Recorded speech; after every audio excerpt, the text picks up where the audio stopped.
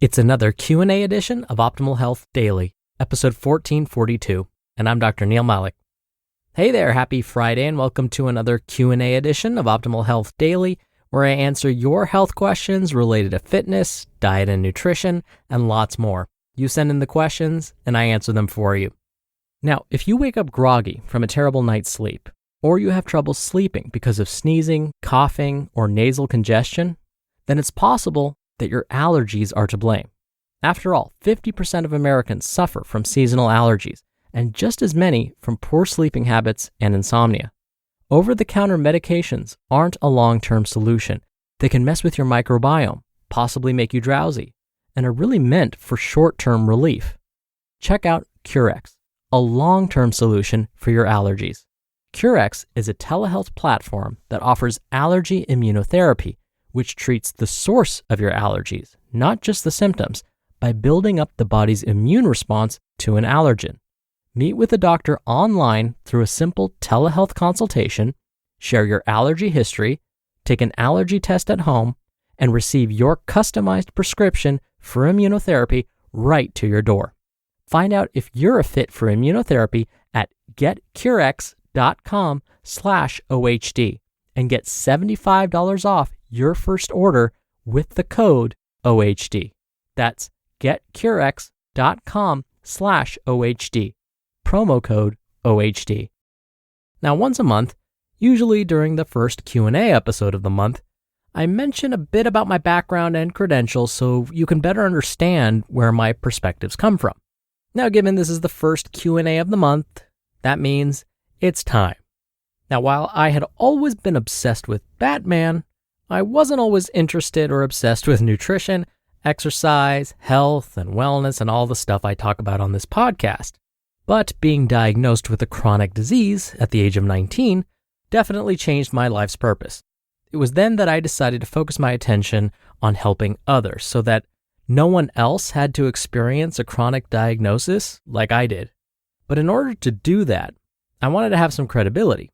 So this is not meant to be a humble brag, but instead gain your trust.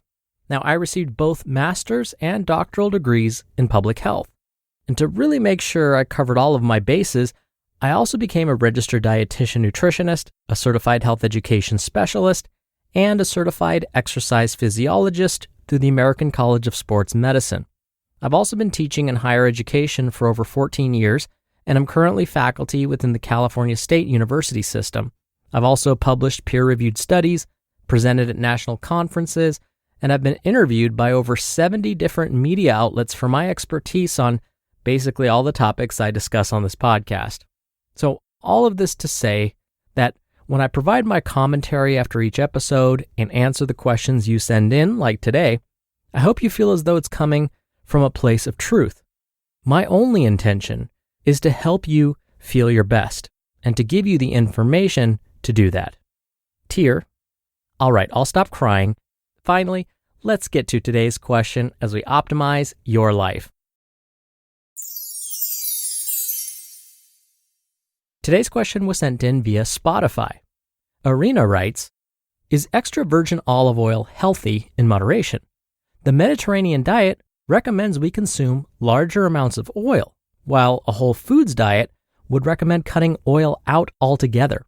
I need some clarification, please. Thank you so much for your question, Arena, and thank you for listening to the show on Spotify. Now, don't you just love it when we receive conflicting diet information? Sadly, it seems to happen pretty often. No wonder there's so much mistrust out there when it comes to healthy eating. So again, I appreciate you asking about this specifically. I will try and provide you with the most current information from published studies to help explain what's going on. In fact, whether fats and oils are truly healthy for us continues to be debated. Now, here's what I can say. The types of fats and oils we consume regularly seems to be most important. Now, this is very different than what the recommendation used to be. In fact, throughout much of the 1980s and 1990s, low-fat foods were all the rage. The message was, fat was the enemy, and avoid it as often as you can. Well, that led to an increase in the risk of heart disease. This was completely the opposite of what most health professionals expected. If too much fat in the diet could then increase the amount of fat in the blood, which would then increase the risk of blockages forming in the arteries, well then, if we decrease the amount of fat we get in our diets, that should decrease the amount that's found in our blood, which should reduce our risk for developing something like heart disease.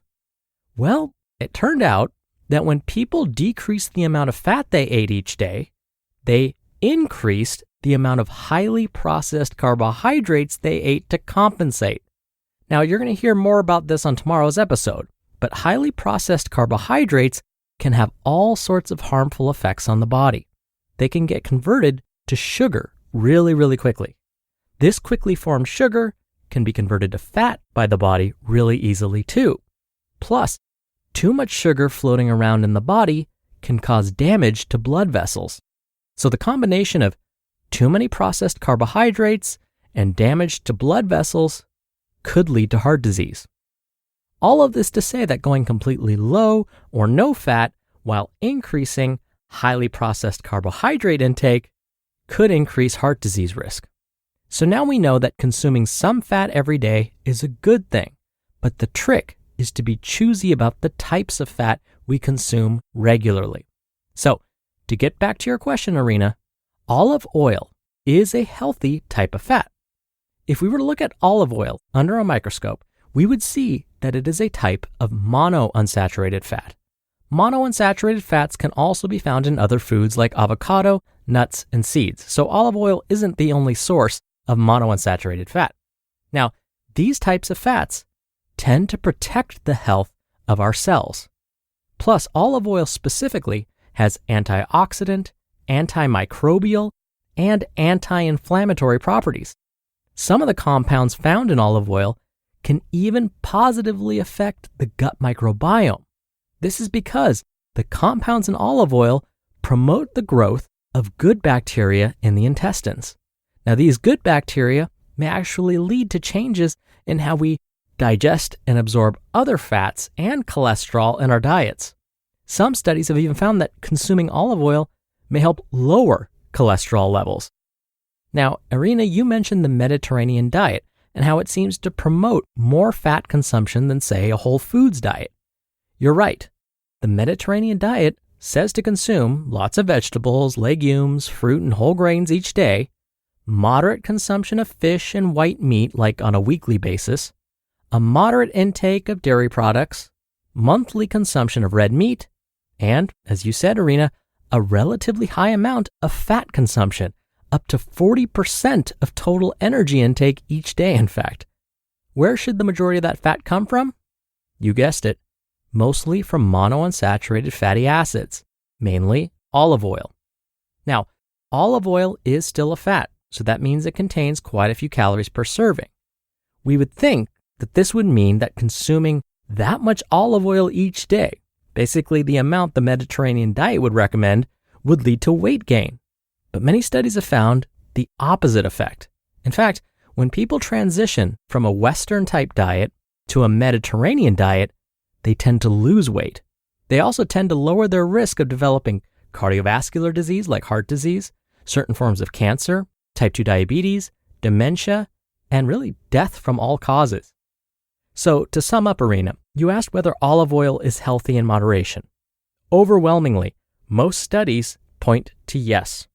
Now, before I end this, I want to provide some quick tips to buying quality olive oils. I happened to be watching an older episode of the TV show Shark Tank the other day, and a company selling their unique brand of olive oils was pitching their product, and they were describing how their product differed from all the rest. One of their selling points was that their product goes from farm to store really quickly. They said, you don't want to buy old olive oil. Now, all of the investor sharks were shocked by this statement. They thought that olive oil was like a fine wine. The older, the better. Well, the investor sharks were wrong. Older olive oils have probably become rancid. They actually may contain harmful compounds that may increase disease risk. So, we want to buy the freshest olive oil possible. Older is not better. In fact, the mortal enemies of olive oil are light, heat, and air or oxygen. Light, heat, and exposure to oxygen increases the chances the oil will go rancid. So, first tip, be sure to purchase olive oil that's sold in a dark bottle. A metal container works just as well too. Either way, they help keep the light out. Next, read the label. Be sure that there are no other oils added to the product. Then, when you bring it home, keep it in a dark place at room temperature, even if it's in a dark bottle. Do not keep it next to the stove or near a window. Then, once you've opened the bottle, try to finish it within a few months. Because again, once you've exposed the oil to light and air, it's going to deteriorate pretty quickly. Now here's a statistic that's likely news to you. 40% of Americans report symptoms of anxiety or depression. Don't face these feelings alone. Get fast, personalized help from Brightside, right from your home. I have family and friends who suffer from anxiety and depression, and really, the best thing for them has been getting professional help. Now, you don't want to do it alone, and they've seen the most progress with outside help. Brightside offers help for the full spectrum of anxiety and depression conditions. So no matter what you're feeling, you'll get a treatment plan tailored to your specific needs on your schedule. Just go to brightside.com/OHD. Take a quick, free mental health assessment, and within 48 hours, you're connected with your expert provider to start your personalized treatment plan. And it's affordable with a flat monthly fee and no hidden costs. Join thousands of Brightside members taking back their lives. Take your free mental health assessment and get up to $100 credit on your first month of treatment at brightside.com/OHD. That's brightside.com/OHD. brightside.com/OHD. Thank you so much again for the question, Arena. Now, if you want your question answered right here on the show, feel free to send one in. You can email one to health@oldpodcast.com. If you want to send in an audio question, come by oldpodcast.com/ask to record right from your computer. Or you can do it the old-fashioned way and call in your question. The number is 61 I love OHD. All right, thank you so much for listening every day. Thank you for sending me your questions. Thank you for listening all the way through. I hope you have a great start to your weekend, and I'll see you back here tomorrow where your optimal life awaits.